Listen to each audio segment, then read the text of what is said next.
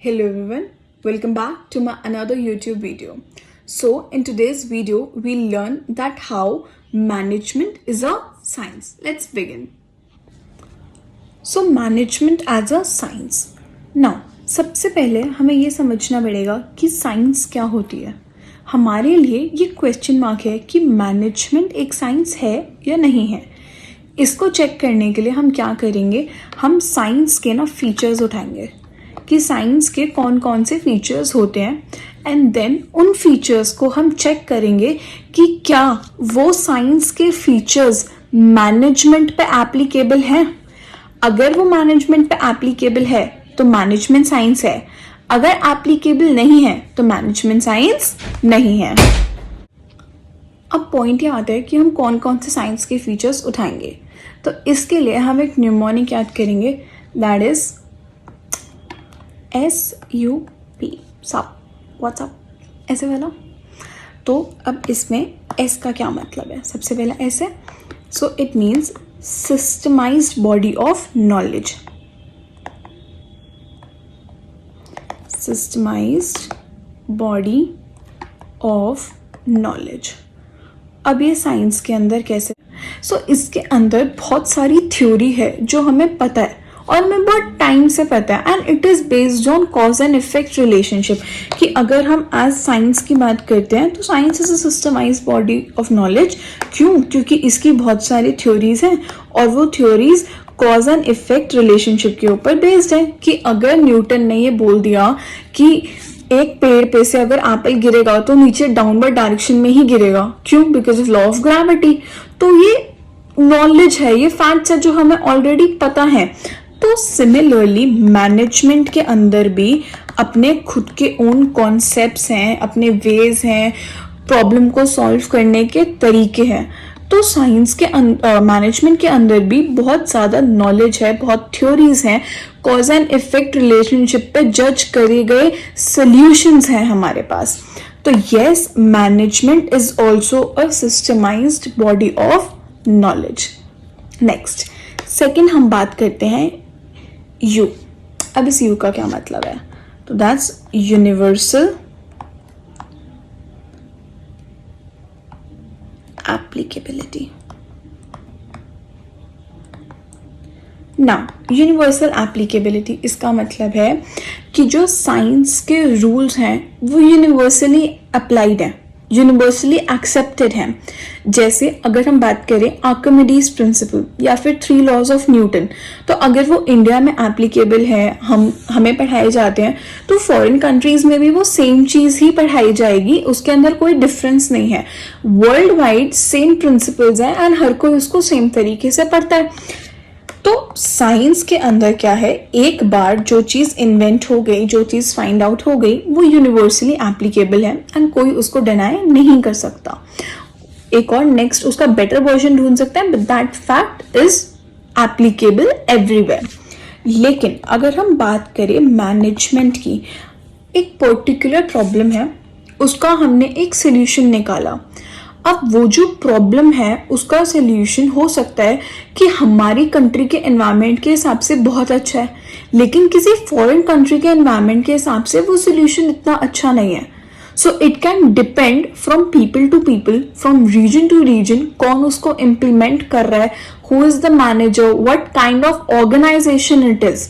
तो अगर एक प्रॉब्लम का सोल्यूशन है तो कहीं जगह वो काम करेगा, कहीं जगह वो काम नहीं करेगा.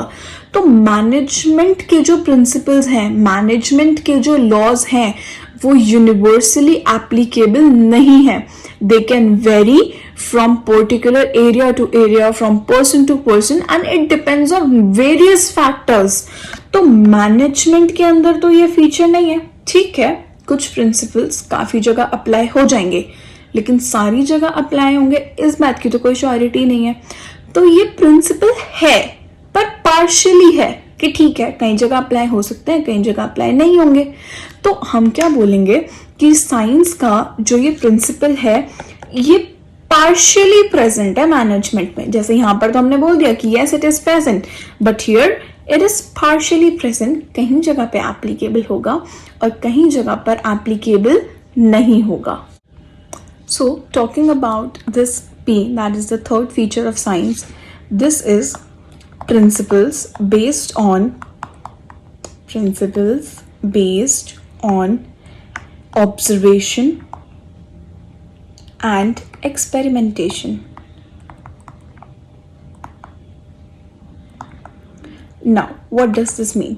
अगर हम बात करते हैं साइंस की, तो साइंस में कोई भी जो प्रिंसिपल आता है, जो बड़े बड़े साइंटिस्ट ने जो चीज़ें डेवलप करी हैं, सबसे पहले उसके अंदर ऑब्जर्वेशन करी उन्होंने कि देखा कि कोई चीज़ कैसे हो रही है, एंड देन उसके ऊपर रिपीटेड एक्सपेरिमेंट कंडक्ट करें, एंड तब जाके उन्होंने एक प्रिंसिपल डराइव करा, राइट? तो साइंस क्या है? It is based on observation and experiment. ऐसा नहीं कि बैठे बैठे हमने पीरियोडिक टेबल बना दी या एक हमने आर्किमिडीज प्रिंसिपल निकाल दिया. नो, ऑब्वियसली उन्होंने पहले ऑब्जर्व किया, उसको एक्सपेरिमेंट किया, अलग अलग सिचुएशंस में देखा कि वो कैसे वर्क करता है, उसके बेसिस पे उन्होंने प्रिंसिपल्स बनाए. अगर हम बात करें मैनेजमेंट की, तो मैनेजमेंट के अंदर भी ऑब्जर्वेशन एंड एक्सपेरिमेंटेशन तो है कि अगर एक मैनेजर है, उसको हमने एक situation the, that manager is given with situation 1 every year, उसको यही सिचुएशन हर साल मिलती है, तो वो क्या करेगा? एक साल हिट एंड ट्रायल करेगा कि कुछ तरीका लगा के देखेगा. अगर वो वर्क करता है, वेल एंड गुड. नहीं करता तो नेक्स्ट ईयर एक और तरीका लगा के देखेगा, है ना, कि उसने देखा लास्ट टाइम जब मैंने ये वे अपनाया था तो इतना अच्छा रिजल्ट नहीं आया, फिर और बेटर तरीके से करेगा, और बेटर तरीके से करने की उसको कोशिश करेगा, एंड कुछ सालों बाद उसको एक स्टैंडर्ड तरीका मिल जाएगा कि अगर ये सिचुएशन है तो मुझे इस सिचुएशन को इस तरीके से सॉल्व करना है. तो it is based on observation and experiment. But हर किसी मैनेजर का तरीका अलग होगा. जो इसने इस सिचुएशन का सॉल्यूशन निकाला, क्या वो किसी और ऑर्गेनाइजेशन में भी इम्प्लीमेंट हो सकता है? तो दोनों पॉसिबिलिटी है. यस, हो भी सकता है, और नो, नहीं भी हो सकता. डिपेंड करता है बहुत सारे फैक्टर्स पे.